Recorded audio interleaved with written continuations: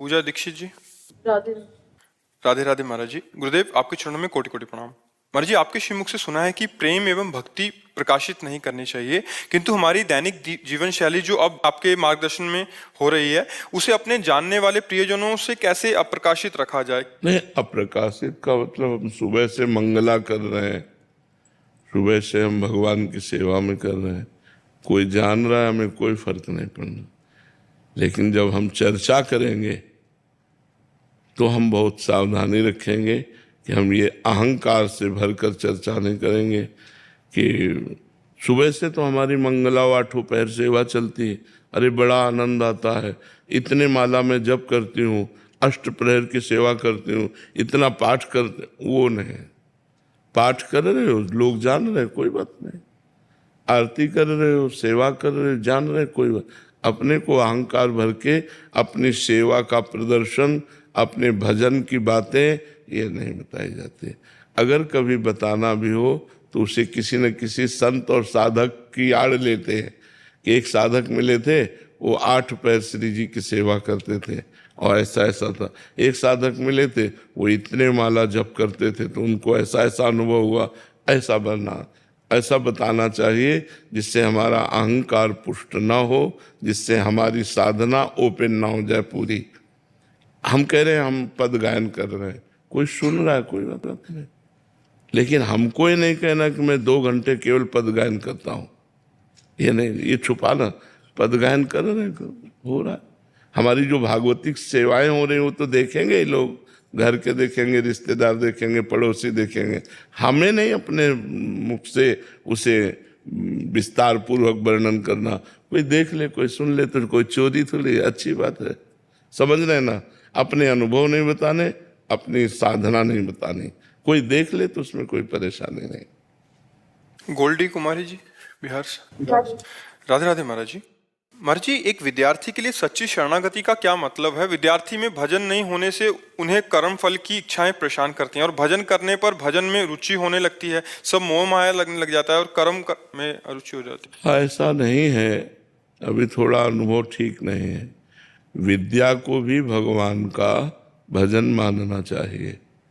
तो जिस समय हम खाली हैं उस समय गेम न खेल करके, मोबाइल की सीरियल न देख करके हम उस समय नाम जप करें।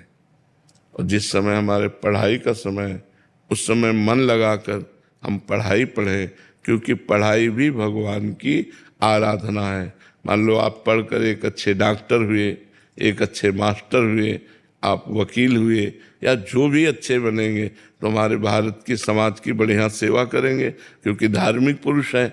धार्मिक पुरुष से अधर्म की प्रवृत्ति नहीं होती। तो इसलिए नाम जप और विद्या अध्ययन दोनों भगवान का भजन है, ऐसा मानना चाहिए। ऐसा नहीं कि नाम जपते हैं तो हमें संसार में अरुचि हो जाती है और संसार में रुचि करते हैं तो भगवान में अरुचि हो जाती है। ऐसा दोनों को हमें बैलेंस बना के चलना है और संसार के कार्य को भी भगवान का कार्य मानना है। तो विद्या अध्ययन भी भगवान का कार्य है और नाम जप करना। तो जब तुम्हारे अध्ययन का समय है उस समय आप एकाग्र मन से अध्ययन करो, और जब खाली समय है तो राधा राधा नाम जप करो, वाणी जी का पाठ कर लो, एक अध्याय गीता का पाठ कर लो, भागवत का पाठ कर लो। ये तुम्हारी आध्यात्मिक और आधुनिक दोनों पढ़ाई आपको बहुत ऊंचाई पर पहुंचा देंगी। ऐसा नहीं सोचा जाता कि हमारे विद्या अध्ययन में बाधा पड़ जाएगी, ऐसा नहीं है। तनिष जी, छत्तीसगढ़ से। महाराज जी, आज के इस युग में जहां हर तरफ तनाव, मोह माया और विचलता है, एक सामान्य व्यक्ति कैसे निरंतर भगवान का स्मरण करते संसारिक कर्तव्य निभा सकता है? भगवान के नाम में इतनी सामर्थ है कि एक 5 वर्ष का बालक प्रहलाद एक महातपस्वी, महाबलवान त्रिभुवनपति हिरण्यकश्यप के द्वारा विघ्न उपस्थित करने पर किसी भी विघ्न से पराजित नहीं हुआ। 5 वर्ष के प्रहलाद जी, और त्रिभुवनपति विघ्न डाल रहा है, आग में जला रहा है, विष पिला रहा है, हर तरह से मारने की कोशिश कर रहा है, लेकिन उस बालक के अंदर कोई भय नहीं, कोई पीड़ा नहीं और किसी भी तरह की कोई विक्षेप वृत्ति नहीं। क्यों? क्योंकि भगवान का नाम जप चल रहा है। अगर नाम जप हम जबरदस्ती चलाएं तो धीरे धीरे सब विघ्न नष्ट हो जाएंगे और नाम स्वाभाविक चलने लगेगा। नाम मंगल भवन है, नाम महासुखमय है, नाम समस्त शुभ अशुभ विनायकों को परास्त करने की सामर्थ्य रखता है। जीते विनायक शुभ अशुभ, विघ्न करे नहीं कोई, विघ्न करे नहीं कोई, डरे कलिकाल कष्ट भय, डरे कलिकाल कष्ट भय, हरे सकल संताप हरसि, हरि नाम जपत जय। जो भगवान का नाम जप करता है उसकी विजय होती है। कलयुग अपने पूरे सेवकों के साथ डरता है। कलयुग के जो पार्षद है, कलयुग का जो परिकर है ना, जो नष्ट करने वाला है जीव को, वो सब डरते हैं जो भगवान का नाम जप करते हैं।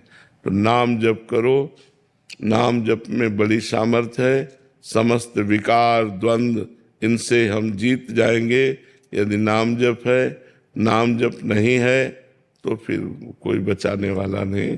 प्रवाह चल रहा है, इसी प्रवाह में भोग विलासिता, व्यसन, व्यभिचार, नाना प्रकार की कुवासनाएं वो हमें घसीटे लिए जा रहे हैं। सब आज वो गया कल वो गया, सब ऐसे लेते चले जा रहे हैं।